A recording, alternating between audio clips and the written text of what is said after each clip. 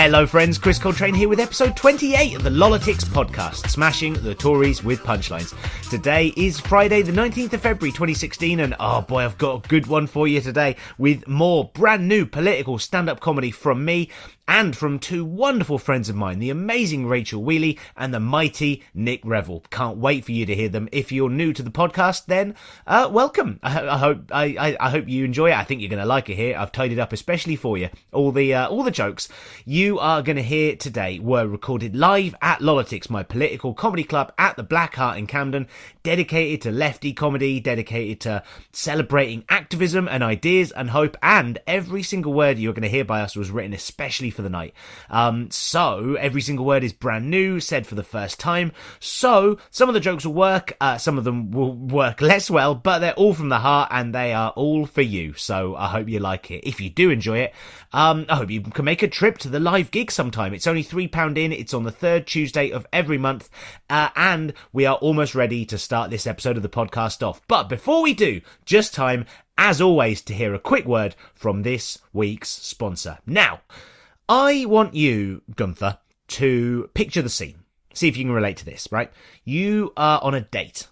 Yeah? You're on a date with a hottie and everything is going perfect. The conversation is flowing.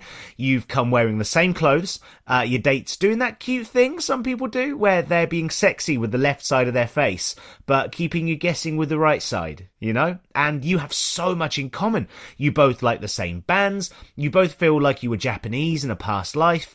You both hate Daniel. And honestly, you're really starting to think that even though you've only just met them, this person could be the one you spend the rest of your life with.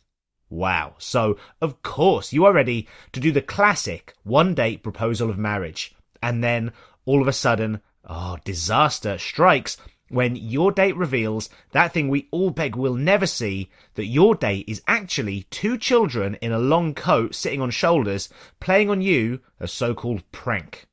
Oh my God, why does this keep happening to you? And seemingly only you? Like none of your other friends have ever had this happen to them, and yet this happens to you once a week. Easy. It's almost as if those kids are out to ruin your life, isn't it? Like they've swatted up on all your hobbies so they can seem more sophisticated and adult-like. You're fed up of being played like a weekly chump, yeah? You need a permanent solution, and you need it fast. What are you going to do? Well, I am here to tell you those days are over, thanks to this week's sponsor, 10-Day-Old Sushi. Oh my God, have you tried this stuff? Okay, well, let me tell you now, do not try this stuff. That is the point, right? This stuff is rotten to the core. You take one bite of this stuff, you are a goner. Oh man. All right, here's what you do. You slip this stuff in their meal. These kids are dead in like 3 minutes. 5 minutes tops, right? Because the fact is, kids love sushi. They won't even notice the smell. You just pop it next to their jam sandwich or whatever they've ordered. They will gobble it up like idiots, right? Problem solved. Children are dead. You walk away without even paying the bill.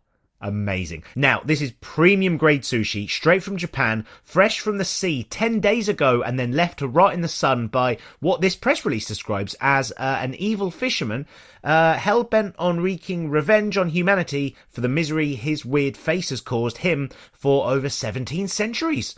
Brilliant stuff. What a fantastic product. What are you waiting for? Go down to your local store and ask the assistant manager about brand new 10-day-old sushi. And as always, there is a bonus just for listeners of the podcast. When you buy your sushi, say to the cashier, please may I have this sushi? Why? Because politeness costs nothing. Anyway, enough of that. Let's kick things off. I just want to say that there was some audio problems with this podcast, and I don't know what caused it, but there was like quite a significant buzz through the whole thing, like a dodgy cable or something. But luckily, an incredibly kind listener reached out to me on twitter.com. Johan Mitchell stepped in and gave it a bit of processing, and oh my God, he has managed to significantly reduce the buzz. It's still there like a tiny bit, but oh my God, it's so much better than it was. And I think after a few seconds, you'll probably forget it's there. When I was editing it, I hardly noticed it after 10 seconds, but I apologise. And I hope you will stick with it because I really like this episode. So thank you so much to Johan for making this episode listenable. If you can put up with just a tiny buzzing in the background, I've got half an hour of A-grade punchlines, especially for you. So first up is me with some jokes about the UN and then junior doctors. And then, slightly differently, I will be reading one of your emails live. And you will soon see why. Mr. Drums, for God's sake, get the party started.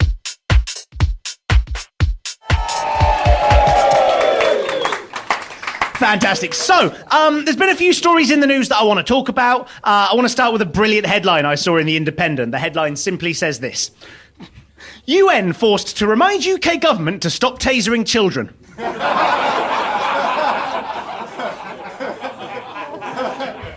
Which, in fairness to David Cameron, sometimes I forget about that law as well. It's hard to remember. It's hard remembering all these laws. There's too many. Can I taser my children? Can I leave my children in the pub? I can't remember.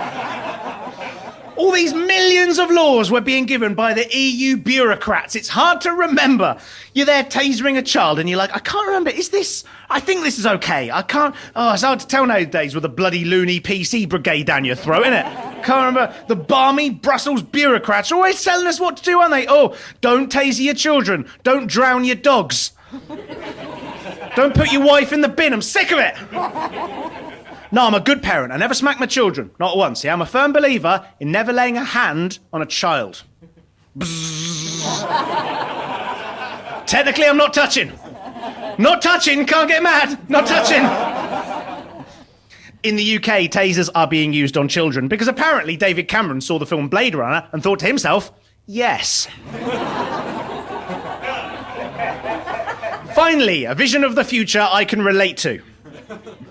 In case you don't know what a taser does, the article explains. Tasers fire 2 darts and temporarily disable their targets with a 5-second discharge of 50,000 volts that contracts the muscles and bewilders the nervous system. The problem with children today is they're wimps. Oh, boo-hoo, I can't even handle a 50,000 volt charge shooting through my body. Grow up! How do you expect us to send you to war if you can't even handle a little 50,000 volt discharge? Apparently, 431 children were tasered in 2013, which is up 38% from 2012. 431 children were tasered. That seems like a lot, especially when the number should be 0. The UN agrees and says that they want an end to the use of all harmful devices on children, which I agree with in principle, as long as banning harmful devices on children doesn't mean I have to stop secretly dropping water bombs on the kids in the road from the balcony on my flat, because I absolutely refuse to do that. Basically, it is a good laugh and they've no idea it's me. So. Tasering children, man, the fucking state of this country. Speaking of which, of course, we had Jeremy Hunt and the junior doctors. I don't know if you heard about this story or not. It wasn't big. It was like an and finally at the end of the news, you know. It was one of those sort of, oh, man, I read one news story that said 98% of doctors say that Jeremy Hunt's new contract is unsafe. 98% of doctors. That's quite high. That's quite... Even when you buy medicine and you look at the packet, you only need 9 out of 10 doctors to agree. 98% is almost 10 out of 10. You think that would really be worth listening to, you wouldn't? You would think Jeremy Hunt would at least go, maybe. How confident is this man in his opinions that the 98% of doctors don't? I mean, even if you went to 100 doctors and 98 of them said a thing, even if the other 2 were really confident that they could cure you by kissing it better, you'd listen to the other 98%, wouldn't you? Unless those 2% of doctors were hotties, in which case you do what you need to do. That's up to you. I saw another poll that said, and this is extraordinary, 90% of junior doctors would leave the NHS over these contracts. 90%. Again, 9 out of 10. I wonder if 10 out of 10 doctors have ever agreed on anything. I think there's always fucking one that goes, no, homeopathy does work. Fuck off! Fuck off! If even just 10% of junior doctors leave, that is 5,000 junior doctors the NHS will have lost because of Jeremy Hunt, which would definitely make weekend openings a hell of a lot more interesting, wouldn't it? When there's no doctors there because they've all quit. Can I see a doctor? Literally no. There's no. I can't see any because there aren't any. Why? Because Jeremy Hunt. That's why. The Guardian said this on the 1st of February. Jeremy Hunt's strategy now is to exhaust the junior doctors. And I think that's right. I think that's the whole thing about the neoliberal strategy. You know, you want to privatise something, you just underfund it, you mismanage it, you run it into the ground, and then you say, oh, look, this doesn't work, let's privatise it. And you think, yeah, of course it doesn't work. The Tories are running it. What do you expect? Of course the NHS is collapsing. Jeremy Hunt's in charge. Of course welfare is in crisis. Ian Duncan Smith is in charge. Chris Grayling was doing justice. Michael Gove was doing education. No wonder these things are shit. It's not a mystery. It's like putting Mr. Clumsy from the Mr. Men in charge of a nursery and then going, oh, why are all these children dead? Fucking obvious. Is how much the Tories lie, right? In 2005, Jeremy Hunt says that... oh, sorry, I've said that wrong. Edit. I don't know if you've come because of the podcast, but you're probably there thinking, God, it's a lot less slick than on the... I'm just going to listen to the podcast next time. It's not... Please keep coming back. Here's how much the Tories lie, right? Jeremy Hunt says he loves the NHS. Well, in 2005, Jeremy Hunt co-authored a book which had a chapter calling for the privatisation of the NHS. I'm assuming that you all knew this, because if I'd have just learnt that, I would be fucking getting out of my seat and setting fire to Parliament right now. The book was called Direct Democracy, an agenda for a new model party. It said that we need an insurance model. It said that the private sector needs to be brought in. And it said this on page 78. Our ambition should be to break down the barriers between private and public provision, in effect denationalising the provision of healthcare in Britain. Jeremy Hunt. What an ambition is that? Like, some people have ambitions to learn the guitar or learn a language. Jeremy Hunt's ambition is to make healthcare unobtainable for poor people. And now he's the fucking health secretary. Jeremy Hunt constantly says that he loves the NHS. The Tories are the party of the NHS. So Jeremy Hunt says that the Tories love the NHS. And yeah, the Tories do love the NHS in the same way that Nando's loves chickens. Because Nando's really loves chickens, especially the bit where they kill the chicken and sell it for profit. In 10 years' time, you'll go to the NHS hospital, there'll be Portuguese music pumping out the tannoy. Jeremy Hunt will be on the door. Have you been to the NHS before? Our cancer pills come in spicy, mild, or lemon and herb. Nando's NHS. That's what. Also, in the same way that Nando's is well overpriced for the gaunt, meatless chicken you get, you will look at your privatised NHS and go, that was incredibly expensive and I got nothing. There is no meat on this medicine. Sadly, we can't refund you. The money has already been transferred to Portugal via the Cayman Islands. Because did you know that Nando's dodge tax? I know, tax dodgers. Who'd have guessed it of a high street international chain? Are there no heroes left? We have a health secretary who hates the NHS, who hates doctors. I really do hope that boy has private health insurance. I really do, because I tell you what, if ever someone sees him in the pub and gives him a smack, there is not an NHS doctor in the land who will help him. Sorry, Mr. Hunt, you're a low priority patient. Why? Because everyone hates you and we're happy you're in pain.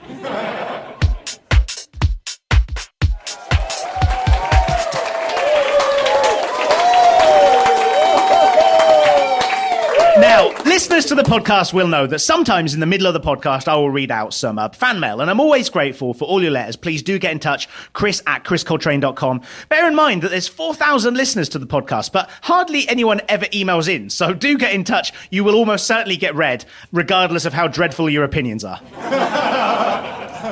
Now, that last thing I just said was something that I wrote a few months ago, but I never actually said it on the podcast because I don't really get bad emails. All the people who listen to my podcast are quite smart and nice and don't have dreadful opinions. Or so I thought. I got an email recently, and I was going to read it out when I do the voiceover recording bit, but this email, I get the feeling that maybe an audience reaction to the contents of the email might in some way help to make the person who sent it understand why their email might be, in some ways, problematic. Here it is, see what you think. Dear Christopher, now stop you there. Not Christopher, is it? Chris, minute. Chris. I have not called myself Christopher anywhere, literally anywhere online. That is not my... Why is he calling me...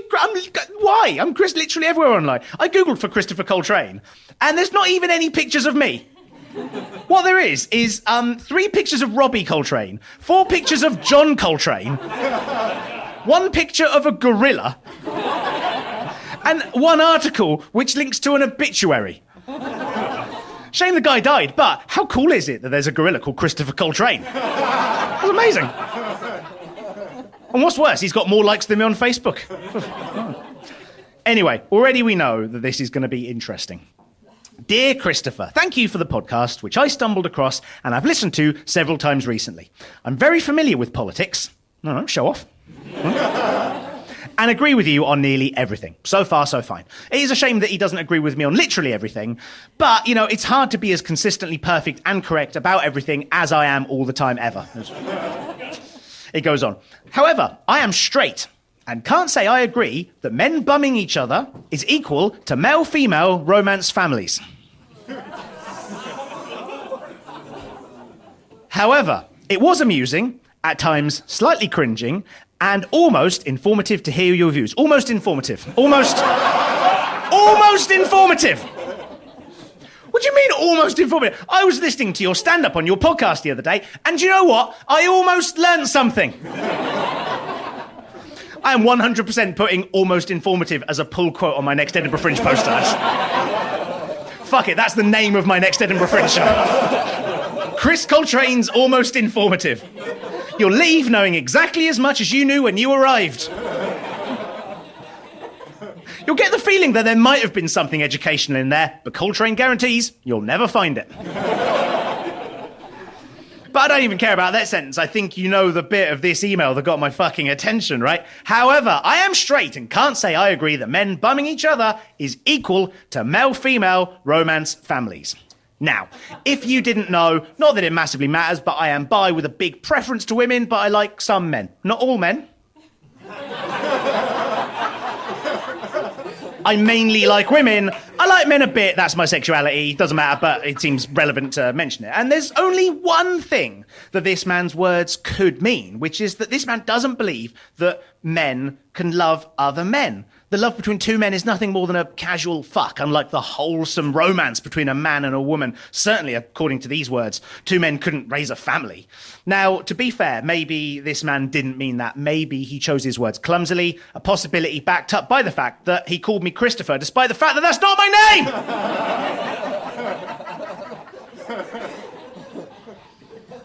I thought maybe him calling me Christopher was maybe just like an example of the fact that he is from an older generation, except that he ends the email by saying this: I am considering making a donation. I sometimes listen to you while doing chores or chilling on the beach, and it makes a change from rave music, which is one of my big passions.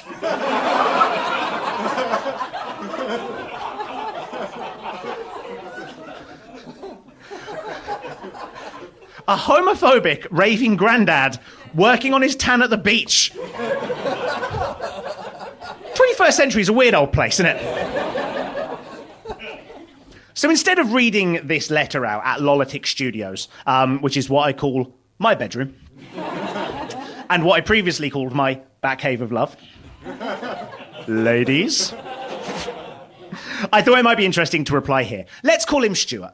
That's not his name. His name's Andrew, but I think it's kinder to keep it anonymous, you know. Dear Stuart, thank you for your mail. Always nice to hear from a fan. I'm really glad you're enjoying the podcast, and I do hope that the comedy of hope me and my friends are trying to create is helping to lift your spirits and work that seaside melanin to the max. But brother, I want to reach out to you because you said that you can't agree men bumming men is the same as male-female romance families. And in some ways, you're right, you know? If you romance your entire family, it's really bad. Really. Actually, I did some research, and I don't know where you are from in the world, but it turns out in this country, male-female romance families are actually illegal. Can't do it. They don't let you. I think it's a good law, actually. I'm not going to challenge it. I think it's good.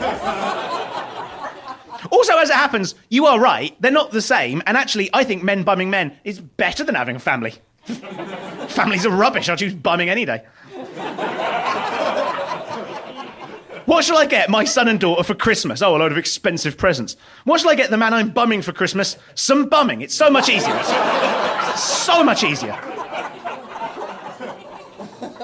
But brother, let me be serious with you just for a moment. Surely you must see that you are not comparing like for like. You're comparing casual sex with love. And I worry from the way you've worded your letter to me that you are implying that two people of the same gender could never be in love. And frankly, I think that's really sad. I assume when you said that my comedy made you cringe, that was the thing you were referring to, because I honestly can't think what else it could be. I'm like the least gross comedian on the circuit. Ladies. And gentlemen. Very clean living, boy.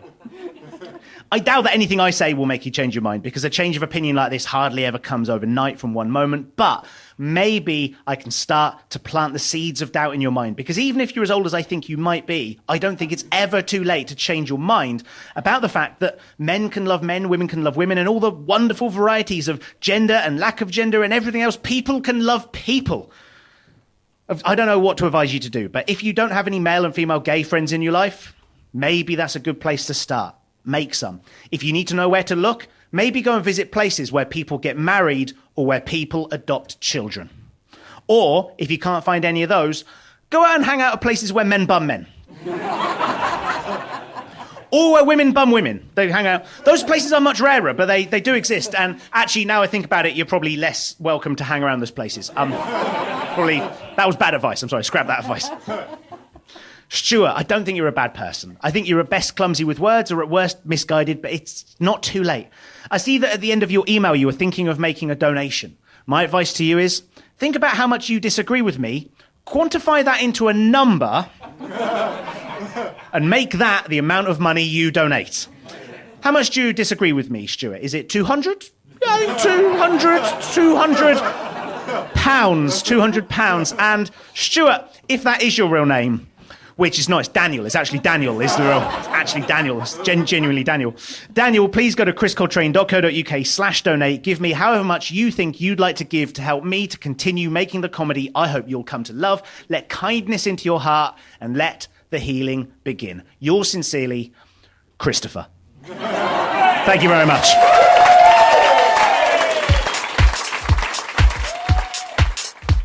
Hello, me again. I hope you're liking what you hear so far. Just want to say there is a new episode of The News for Idiots. It's my new YouTube show that is taking no one by storm. But I think you'll like it. The most recent episode was on David Cameron and the EU. There's 6 episodes now, and there might be 7 by the time you hear this. So if you want 6 10-minute episodes of political nonsense, I beg you go to YouTube, search for The News for Idiots. I work so hard on them, and I'd love people to give them a watch. Please do that if you fancy it. Or if you don't fancy it, then apparently there's other things on YouTube as well, so you might like those. Of course, if you like my YouTube show and or if you like this podcast, I would love you to donate, because it is quite literally how I make my living. And the honest fact is, I am able to make this kind of comedy because people like you who love it pay for it. And like the comedy that I do, it doesn't really work in jonglers. It doesn't work in normal clubs. I cannot make money in the way that normal comedians make money. But if you support me, then I can keep on making it, and people do, and I'm so grateful for it. Thank you so much for the people who have donated. It's incredible that people will pay. Like, I've had like 20, 50 pound donations, and then I've also had £1 donations, and I'm grateful for all of it. Thank you. And I would especially like your support now, because I really want to save up to buy a proper nice microphone, and I am very poor. So if you fancy supporting me, ChrisColtrane.co.uk/donate, PayPal, Patreon, all that stuff, you know what to do. Anyway, enough of that. Let me introduce to you a newer comic, Rachel Wheely, one of a few people I've had on now who has only been doing stand-up a little while and is so incredible already that I should stop promoting them on my podcast. Like, they're stealing all my limelight. Why am I giving comics a lift up? I should be crushing everyone. But she's got some great stuff on the absurdity of the monarchy, and then after that, to close the podcast, we've got the legendary Nick Revell, wonderful stand-up comedian, one of the writers on Drop the Dead Donkey, on Not the 9 O'Clock News back in the day, co-founder nowadays of the brilliant No Pressure to Be Funny Political Club, and a tremendous stand-up. He came down to actually do a bit of storytelling, so he closes the show with a story which I think you're really going to like. Here they are in a moment, Nick Revell. First up, Rachel Wheely. I've read in the news this week that Prince Charles has cut back on his charity commitments. It's big news. He's going to prepare to be king now, apparently. That's what he's doing. Now, I think Prince Charles has been doing this for 20, 30, or possibly 40 years. I think when he was given those charity commitments, he probably went, no, I don't think I should. Because Mum's 60 now, she's not long for this world. I think I better stick to being head of everything, and that'll be fine. No, but he's cutting back on the charity commitments, so that means that he's really serious now. I think that man has spent more time looking in the mirror and going, this is your year, than Tim Henman did in the 90s. So he's ready. He is fucking ready, isn't he? So that's great. That's great. But look, the Queen isn't going anywhere. She is not moving. Did you know she's going to be 90 in April? I had lost track of how old she is. I had to look it up. 90 in April, but she's still not going anywhere. She is probably spending her evening having her genome sequenced, I think. So she could have all the rubbish ones knocked out and good ones sort of genetically modified. I'm not a scientist. All the good ones genetically modified in so that she can be the bionic woman for the rest of... Or Terminator, or whichever. I'm going to need your boots. Your clothes. And your motorcade. You do have a motorcade, don't you? Now, look, the problem is, right, the feminists forgot to dismantle the monarchy. We should really have looked into this earlier, and the problem was the Queen has been pulling the wool over our eyes. She's been there being a feminist icon, right? And all the feminists have been like, yes, we've got a Queen. Well, that's something, isn't it? That's something. She's been holding on to the patriarchy. It's like have you seen those adverts for those Patek Philippe watches? Somebody nobody's going to get this reference right, but I'm going to say it anyway. These adverts are the worst thing I have possibly ever seen, right? They're in The Week. Do you read The Week? Yeah. Never mind, right. So, in The Week, there's a picture of a smug man in his 30s, right? And it just goes, you never really own a Patek Philippe watch. You just look after it for the next generation. And I sort of think, oh, I really want a Patek Philippe watch. And then I think, no, this is terrible. And the Queen is looking after that's basically the point, isn't it? That, you never really own the patriarchy. You just look after it for the next generation. And what we've got coming to us, right, guys, is when the Queen finally goes, we've probably got 100 years of male monarchs coming at us. And then all the feminists are going to be like, oh, shit. We should have dismantled the monarchy. What were we doing? Oh, my God, we were obsessed and distracted by the gender pay gap. And we thought that there was a difference between what men and women earn, which was 254 million a year, between what men and women earn was bad. But that's also the difference between what the Queen earns in a year and what the average family earns in a year. So we really should have looked into this sooner. Right.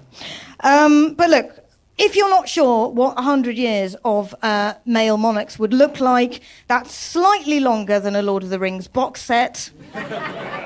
Okay? We're going to have fucking Crossrail by the time all of that lot is over. That is assuming that George doesn't have another boy, in which case we're in for an even longer haul.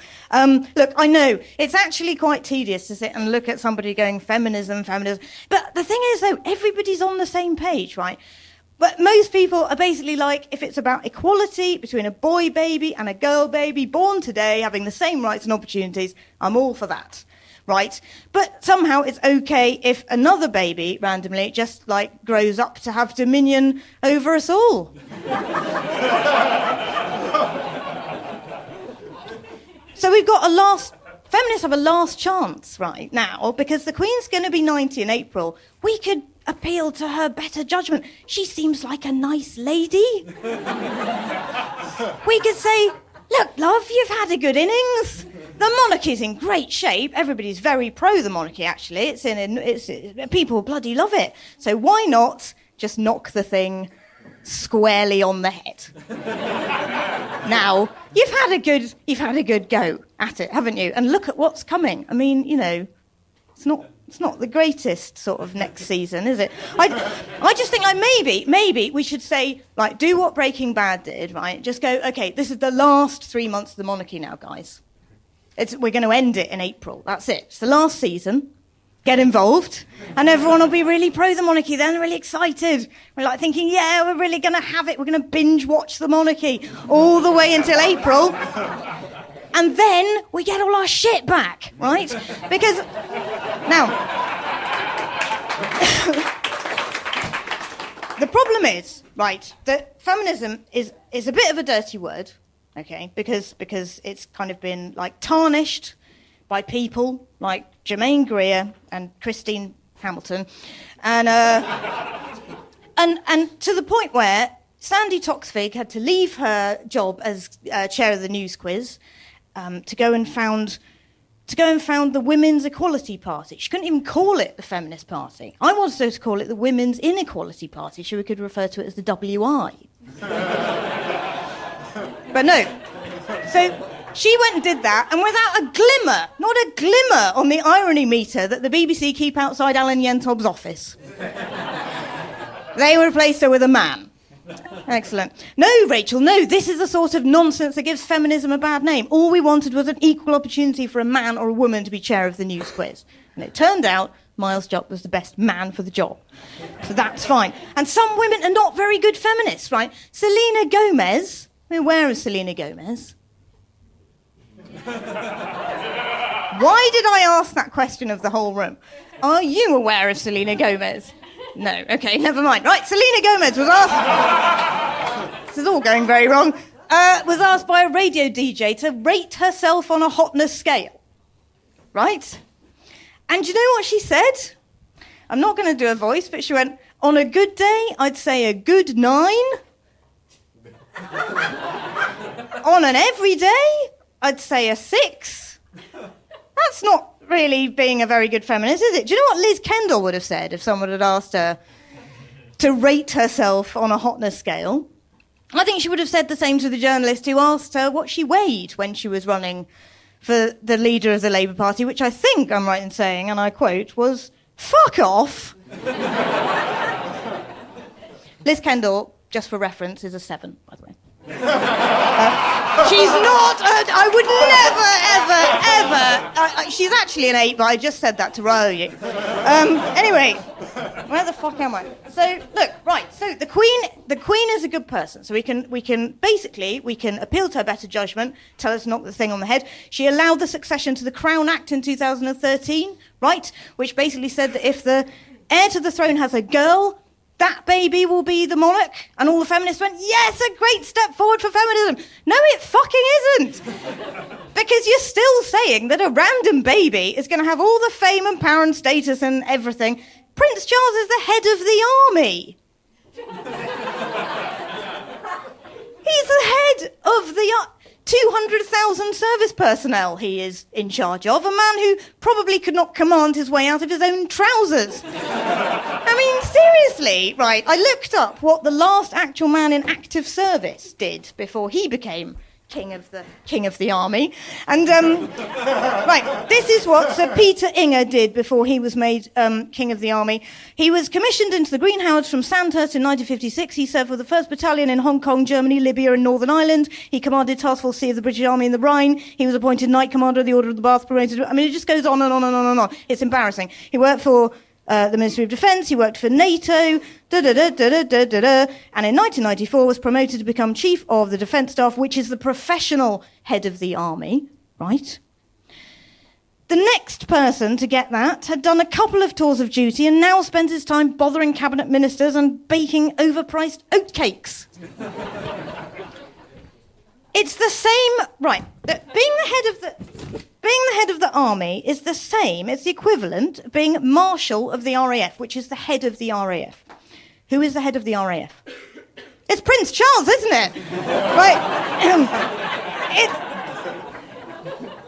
Being head of the army is the equivalent of being the admiral of the fleet in the Royal Navy. That is the head of the Royal Navy. Who's the head of the Royal Navy? It's not fucking Popeye. It's Prince Charles, again. Is it fair? Is any of this fair? If we put this to the Queen, she would see sense, you see. If we put it in this way. The promotions that Prince Charles has had, some of them were given to him on his 40th and 50th birthdays. Is that nice? The Queen had obviously got him a Westlife album and then panicked. And just gone, fuck, what am I... Oh, God, Amazon voucher? No, head of the army, that'll be fine, that'll confuse him. But because if there's one thing the British public hate more than inequality, it's spoiling somebody's special day. So we're fine with that. How could we complain? How could we possibly complain? Right, I don't know where I've really got to with this. Anyway, look, it's all bollocks. Is it fair that Sarah Ferguson is moving into the £13 million chalet she bought with Prince Andrew in 2014 as a nest egg for Beatrice and Eugenie? Are those hats going to buy themselves? No. Do you know what she said? I'm going to go in a minute, but do you know what she said on moving it? She said, I find here a positive energy that allows me to focus on new philanthropic activities.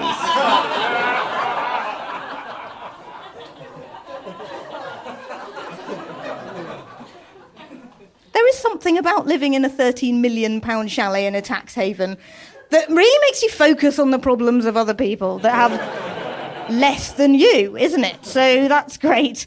Now, I'll make a point, shall I? And then I'll go. Right, the thing is, if we talk to the Queen, and we've only got 3 months to do this, right, because she's going to be 90 in April, she could knock it on the head for her birthday. She'd like that, right? We'd get the 11.5 billion property portfolio back. Right? Now, what did Simon Stevens say that the predicted NHS funding gap was going to be by 2020? 30 billion. Now, it's not all of it, is it? But that's like a good chunk. So that's all I'm really saying. Let's give a good chunk back. And finally, is it fair that residents of a Cotswold village in Brinscombe are being ravaged by a pair of demented swans that they cannot persuade the authorities to do anything about because they belong to the Queen? Anyway, that's quite enough for me. Thanks very much. I'm Rachel Williams.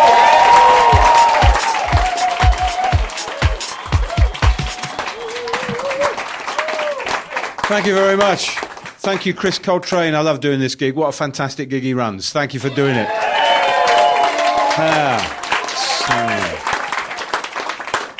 So I had some amazing news this week. I don't like to brag when I'm on stage, but it turns out I'm $53 million richer than Kanye West. I haven't even got my own clothing line. Yeah, it's just fantastic. I posted that on Facebook. I've been screening calls from Kardashians all week. Anyway, I want to tell a story that happened to me in 2002, I guess it was. I've always loved Italy. I've always loved it since I had a temporary job there for a couple of weeks in the early 1980s. I was Prime Minister.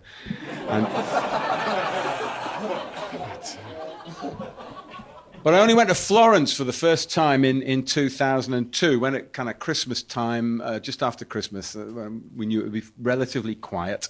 I was doing some fantastic sightseeing. My wife, it just blows you away. Stendhal, the French writer, when he was in the Napoleonic army and he went to Florence, he was looking at all the artwork and he fainted in amazement and just overloaded with all the beauty that he was seeing around him. I wasn't quite that sensitive, but I did enjoy it.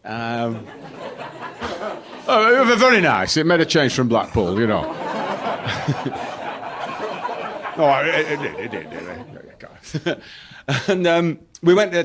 We're staying in this little, pensione, and I was waiting for my wife. She was having a shower. I'm sitting. One morning, we're going to go to the Accademia to see the Michelangelo's David, which of course you all know, the guy throwing the stone at Goliath. So I'm sitting in the lobby of the hotel, and I'm just reading the paper, waiting for Muriel to come.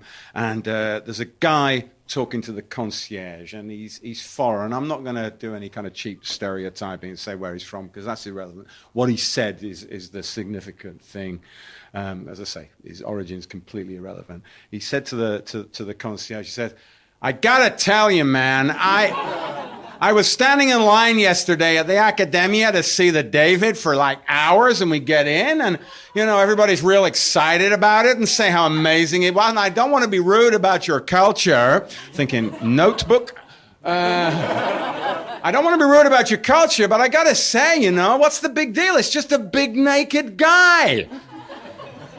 I'm thinking, no, I've seen pictures. I haven't seen the real thing. Don't want to be prejudiced here. And of course, it's okay for me to be characterizing Americans as Philistines, because no British person has ever gone abroad and behaved in a boorish, ignorant manner. So I'm entitled to do that.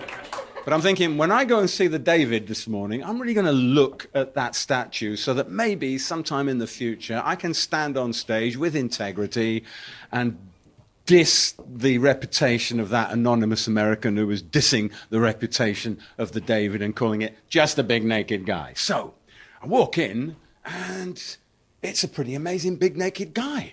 But then you realize it's not just a big naked guy. It's a 13-foot-high piece of marble which has been made to look like a big naked guy.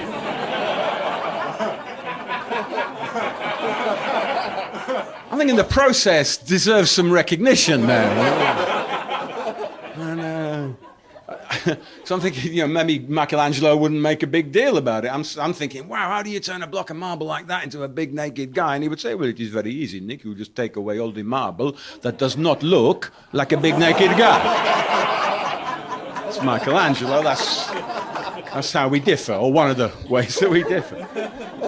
The extraordinary thing was that I was really looking at it hard, so I've got to thank the American for making me look really hard at this amazing piece of marble. Because you look into the eyes of the David, I'm thinking, wait a minute, you can see emotion in here. It's just stone, but you can see emotion. You can see fear and courage. You can see courage overcoming fear. You can see this guy standing there as it representing a shepherd boy armed with a sling and a stone, facing up to Goliath, a much bigger opponent, and thinking, wow, he's bigger than they said. But I can't step back now. I'm just going to have to give it my best shot. Here we go.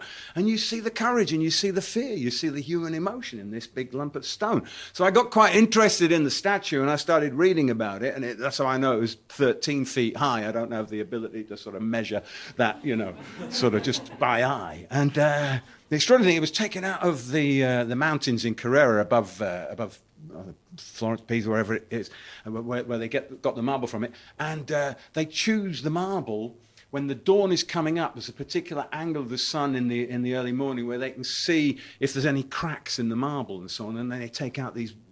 Yes, that's a beautiful piece of marble. We'll take it out and we'll put the wedges in, pour water into the wedges, and then it gets taken down the river and it gets taken to Florence, where eventually it will be carved into some kind of beautiful statue. But a couple of sculptors before Michelangelo had looked at it and thought, no, I can't do anything with that. It's too nice a piece of marble. So it's lying around in Florence for a while.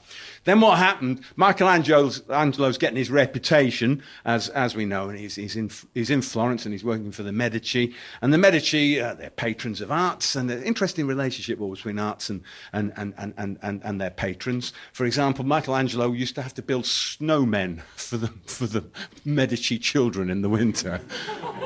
I'm thinking, I'd love to have seen the look on his face. I am fucking Michelangelo. I can draw a perfect circle with one hand without any instruments, and now I am building fucking snowmen for these fucking bratty Euro trash.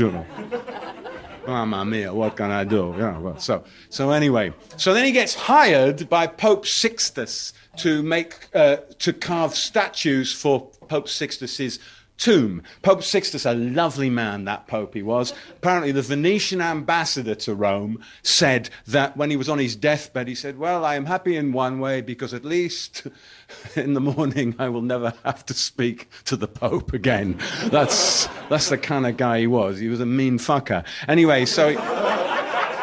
well, probably not just metaphorically or... Yeah, anyway, So he hires Michelangelo to carve these statues for him, but he doesn't actually give him the money. So Michelangelo's kicking his heels in Rome, and he's getting really pissed off with the Pope at not giving him the money. So what he does, he sells all the marble that he's got to make these statues for the tomb to some Jewish traders in Rome, which of course pisses off the Pope, because I don't know whether you heard this, but through the ages, occasionally there's been a certain amount of anti-Semitism in the Roman Church. It's all smoothed over now, So Michelangelo goes back and says, that's it, I'm going back to Florence, I'll work there. The Pope is furious, sends armed men after him, and there's a pursuit. He finally, but Michelangelo manages to get back into Florentine territory just ahead of these papal troops, and he starts making stuff in Florence. And one of the things he does, he says, oh, you know that 13-foot piece of marble that's been lying around in the river? I'll carve that into a David. So he carves it into a David, and there's a political significance to it, because Florence was one of the sort of proto-democratic states. It was one of the early capitalist states, and so relatively it had a developed democracy. The way it worked then was that you could vote for members of the richest family in the town to rule it. So, you know, very, very different from where we are now.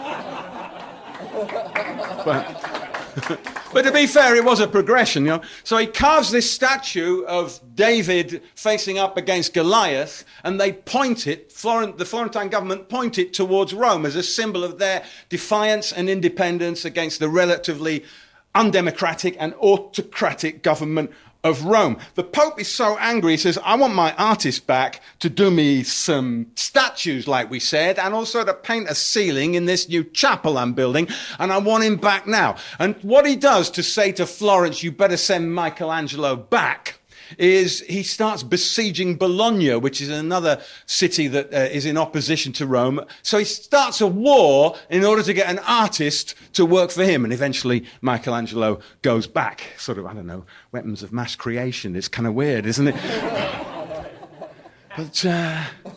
But it's a beautiful statue, and it's representing defiance of the underdog against the mightier opponent. And the weird thing was, in the course of me reading about the history of this statue, was in 1998, the Florentine council sent a replica statue of Michelangelo's David to Tel Aviv as a celebration of the 50th anniversary of the State of Israel. And the Israelis sent it back. And the reason that they gave for sending it back was that it was obscene, because you could see the kind of little fig leaf in his balls, and so it was a naked man. It was, you know, they didn't want that in the town square in Tel Aviv because it was rude and it was naughty. And I was thinking, well, was that the reason? Or possibly sort of reading the papers and thinking about what's been going on in the last 15, 18, 20, 50 years, but certainly the late 90s, early 2000s, what's been going on in that part of the world. I'm thinking, well, that was the reason the Israeli government gave for sending it back. But I was just wondering whether the real reason was that in 1998 or 2000, the idea of the image of a shepherd boy facing up to a much bigger, better armed opponent, armed only with a sling and a stone, would have been slightly embarrassing to put in the town square in Tel Aviv. Anyway, that's what I wanted to say, really. So thank you very much, and please continue to support this wonderful club. Thank you. Good night.